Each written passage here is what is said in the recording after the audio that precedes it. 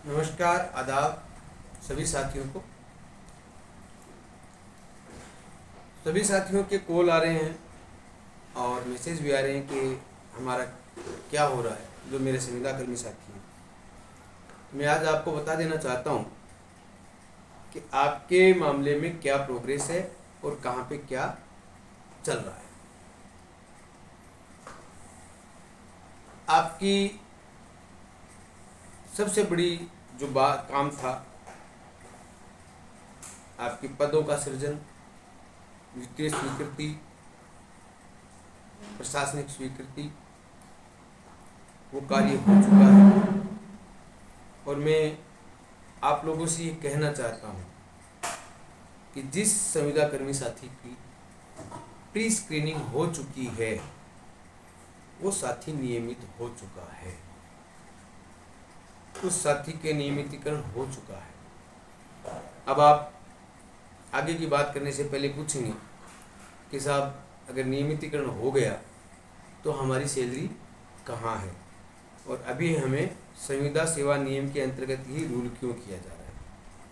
इसका मैं आपको एक जवाब दूंगा कि आपके लिए पृथक से सेवा नियम बनाए जा रहे हैं और जैसे ही आपके सेवा नियम बनकर के लागू किए जाएंगे वैसे ही आपकी एक सूची है वो जारी कर दी जाएगी और आपका एडजस्टमेंट हो जाएगा।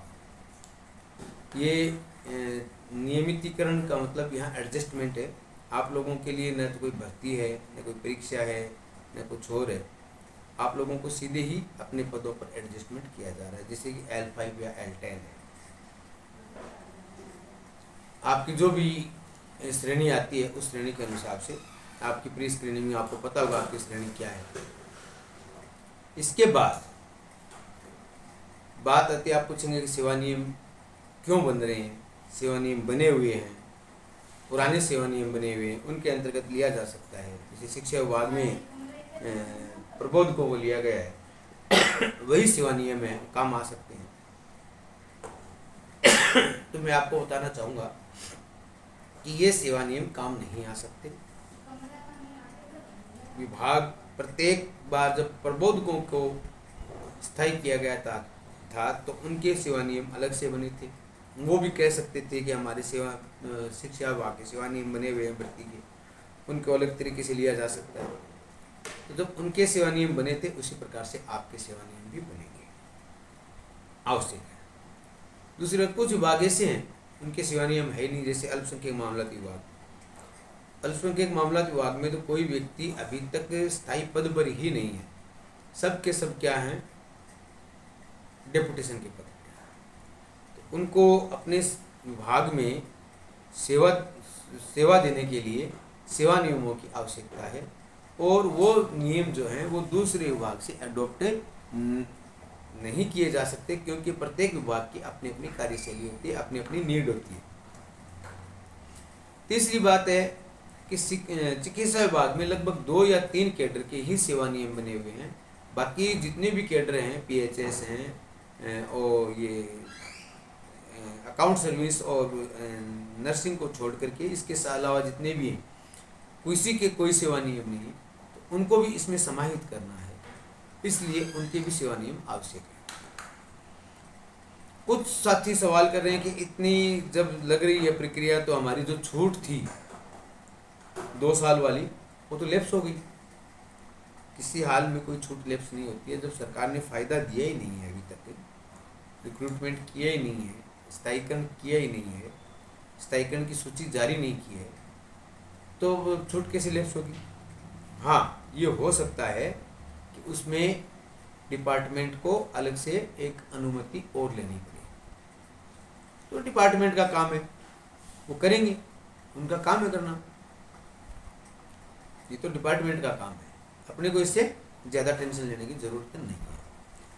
मदरसा बोर्ड ने 31 मई को DOP से दिशा निर्देश मांगे, अभी तक उसका जवाब DOP ने नहीं दिया है। लेकिन हमने जो DOP से अहमद गेराजी और जो नियम सलाहकार हैं उनसे बात की, तो उन्होंने बताया कि आपके सभी विभागों की स्क्रीनिंग के लिए हमने सेवा नियम बनाने के लिए सभी विभागों के जो विभागाध्यक्ष हैं या उनके प्रतिनिधि हैं उनको बुलाया है और उनको बुला करके हम एक की नोट दे रहे हैं, एक आउटलाइन दे रहे हैं, जिससे सभी के सेवा नियम बनाने में उनको ज़्यादा प्रॉब्लम नहीं हो।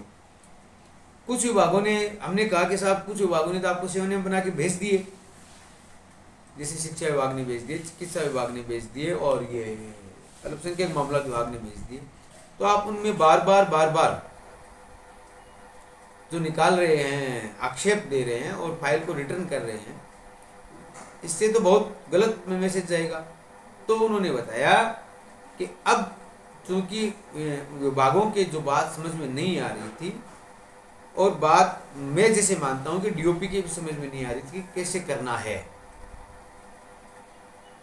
सिर्फ वित्त विभाग ये चाहता है कि इनका जल्दी से जल्दी रिक्रूटमेंट हो जाए, इनका एडजस्टमेंट हो जाए, लेकिन डीओपी इसमें थोड़ा सा सही नहीं चल रहा है। तो डीओपी से हमने खुल के बात की और डीओपी ने कहा कि हमने वित्त सचिव की अध्यक्षता में एक बैठक बुला ली है, वो बैठक जल्द ही आहूत होगी और सभी विभाग के विभागाध्यक्ष उसमें आ जाएंगे और मिलकर के लॉ जो है, लॉ डिपार्टमेंट है, उसको भी उसमें बुला लिया गया है ताकि कोई कानूनी अड़चन है वो उसमें नहीं है। इस प्रकार से आपकी मेरे मानने के अनुसार 4 या 5 दिन के अंदर आपकी जो विभागों की मीटिंग है वो हो जाएगी और विभागों की मीटिंग होने के बाद आप लोगों के स्थायीकरण से संबंधित जितने भी समस्याएं हैं वो लगभग सोल्व हो जाएंगी। अब मैं आपको एक बात और बताना चाहूँगा कि आप लोग अलग अलग घूम रहे हैं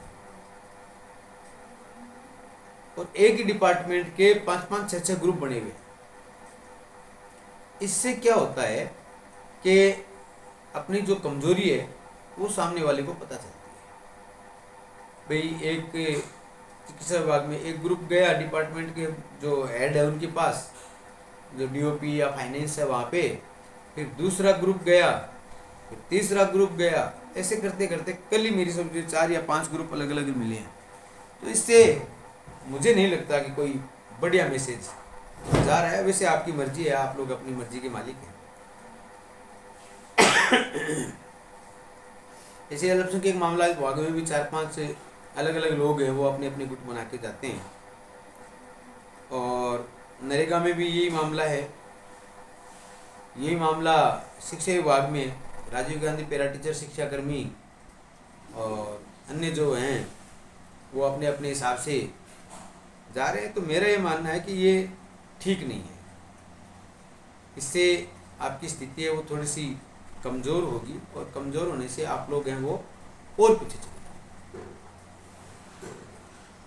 और आपको अगर कुछ नेतागिरी वगैरह करनी है तो आप कीजिए, इसमें कोई फर्क नहीं है, फर्क वाली बात नहीं है, लेकिन काम तो अपने हिसाब से होगा, काम तो अपने ही हिसाब से होगा। और आने वाले समय में एक बार देखिए, कोई भी रास्ता जब डालते हैं तो उसमें परेशानी आती है। रास्ता डाल दिया गया है, रोड़ा डाल दिया गया है, सीमेंट के जो बनानी थी वो बना दी गई है, अब तो फिनिशिंग बाकी है। तो जल्द फिनिशिंग भी हो जाएगी और आप लोग देखेंगे कि आप नियमित भी हो रहे हैं।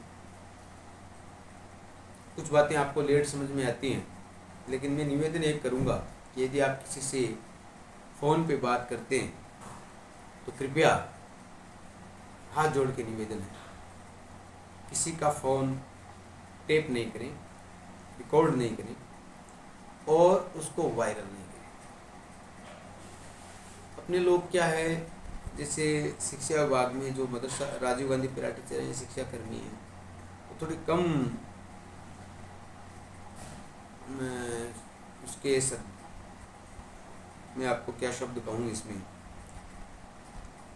भावनाएं ज़्यादा हैं और कुछ लोगों में जो 10, 15, 20, 50 लोग हैं उनमें राजनीतिक जो षड्यंत्र हैं वो ज़्यादा हैं।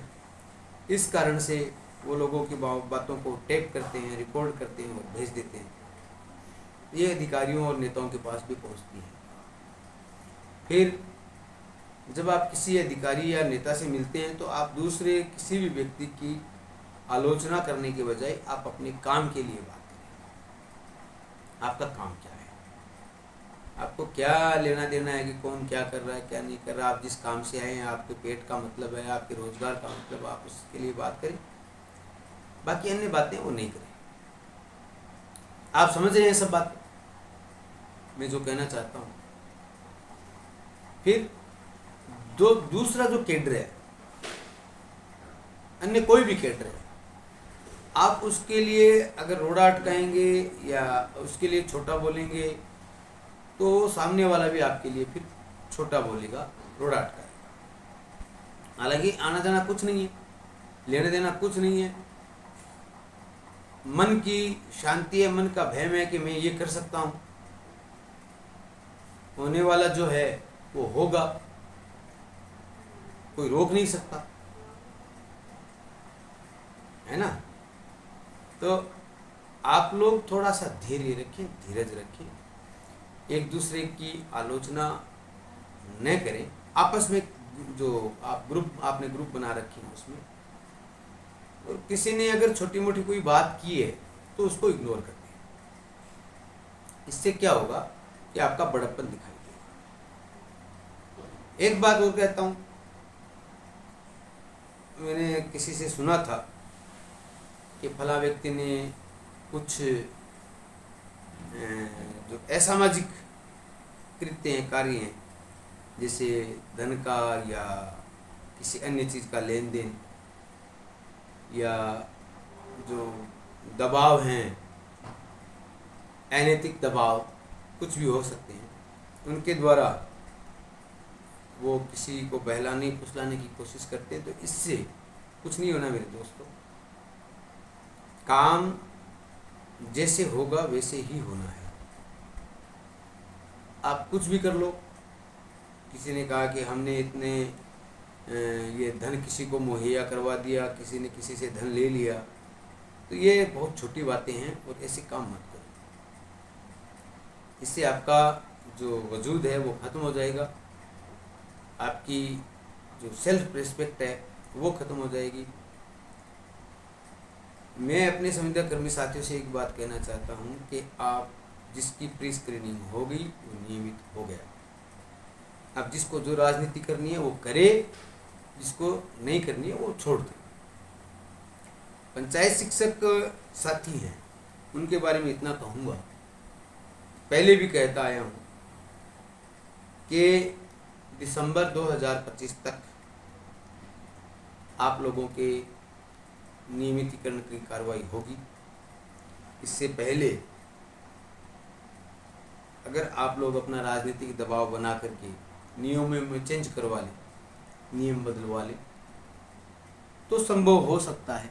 लेकिन अगर ऐसा करने के लिए आपने किया तो बाकी जितने भी कैडर हैं इसमें प्रभावित होंगे, उनका कार्य है वो पीछे जाएगा। और संभव भी मुझे नहीं लगता है कि ये जो नियम बनाया गया है वो बदला जाएगा। नियम मुश्किल से बदले जाते हैं। बहुत ज़्यादा पॉलिटिकल अप्रोच अगर आप लगाते हैं तो अलग बात है, जैसे प्रधानमंत्री जी की अप्रोच लगा दी या स्वयं मुख्यमंत्री जी की अप्रोच लगवा दी, तो ये संभव है। लेकिन यदि आप सोचते हैं कि हमने किसी को, मैंने सुना था कि ये हो रहा है वो हो रहा है, हम ये कर रहे हैं वो कर रहे हैं, किसी के साथ मीटिंग में चले गए और मीटिंग में जा कर के आप ये सोचते हैं कि हम जो बाहर आके कहेंगे उस मीटिंग का हमें पता है कि क्या हुआ क्या नहीं हुआ, इससे लेना देना नहीं है। कुल मिला के मेरा इतना कहना है कि कल का जो हमारा दौरा था इसमें हम अखिलेश जी से मिले हैं, डीओपी से मिले हैं, जनसंपर्क विभाग से मिले हैं। हमने जो प्रधानमंत्री जी को चिट्ठी लिखी थी उसका जो जवाब आया वो लेकर के गए हैं डिपार्टमेंट में कि ये प्रधानमंत्री कार्यालय से जो जवाब आया है इसके अंतर्गत आप क्या कर रहे हैं। तो आप लोग बिल्कुल निष्फिक्र हो जाएं। 22 जून आने को है, विद्यालय खुलने को हैं, कुछ लोगों के कार्यालय चल रहे हैं, तो आप लोग अपना काम करें, फालतू की बातों को छोड़ दें, ईमानदारी से काम करें। यदि आपने, मैंने या किसी ने भी थोड़ा सा भी नुक्स अपने काम में रखा तो उसका हमें हर्जाना उठाना पड़ेगा। यहाँ नहीं तो वहाँ जा कर के इसका हिसाब देना पड़ेगा। एक एक व्यक्ति का हिसाब होगा, चाहे वो कोई भी है, चाहे वो किसी पंथ से, धर्म से, मजहब से ताल्लुक़ रखता है, जुड़ा हुआ है, लेकिन हिसाब तो सबको देना पड़ेगा। अगर आप बिना काम किए वेतन उठाते हैं, इसका हिसाब तो आपको देना पड़ेगा मेरे दोस्त। खैर, ये आपकी व्यक्तिगत समस्याएं हैं, व्यक्तिगत मामले हैं, लेकिन मेरा फ़र्ज़ बनता है कि मैं आपको बताऊं। खूब नामांकन बढ़ाएं और खूब तरक्की करें। जल्द ही हम 24 तारीख को वापस जयपुर जा रहे हैं। निश्चिंत रहें, जब तक आपका काम नहीं हो जाता है तब तक हम किसी हाल में चुप नहीं बैठेंगे और घर नहीं बैठेंगे। मेरा एक वीडियो लोग चलाते हैं जो मैंने राजसमंद में कहा था। साथियों, अब आपको मैं क्या कहूँ, खैर आप चलाइए और मेरे उन शब्दों पे गौर कीजिए और मेरी स्थिति पे गौर कीजिए कि वर्तमान में भी मैं कहाँ क्या कर रहा हूँ और आप क्या कर रहे हैं। आप स्वयं क्या कर रहे हैं, अपने आप को देखें और फिर जो सामने वाले के लिए जो कह रहे हैं उसको देखें, फिर आप इस पे चर्चा करें। मुझे भी अच्छा लगेगा। मैं तो एक बात कहता हूँ, निंदक नीरे राखी आंगन कुटी छाए, बिन साबुन बिन पानी की निर्मल करे सुहाए। बड़ा आनंद और खुशी का विषय होगा जब आप सब लोग अपने अपने पदों पर आसीन होंगे। मेरा सपना भी तभी पूरा होगा। जो एक सपना था तृतीय भाषाओं वाला, वो पूर्ण हुआ। अब ये सपना है, इसके बाद मैं अपने निजी जीवन के लिए लौटूंगा। तब तक मैं आप लोगों के लिए सदैव उपलब्ध हूँ। आप लोग जब चाहें मुझे कॉल कर सकते हैं। कॉल अगर नहीं उठाऊंगा तो आपका जवाब थोड़ी देर बाद दूंगा,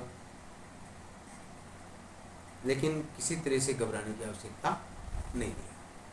पुनः सभी को नमस्कार, आदाब, अस्सलाम वालेकुम व रहमतुल्लाहि व बरकातुहू। सत श्री अकाल।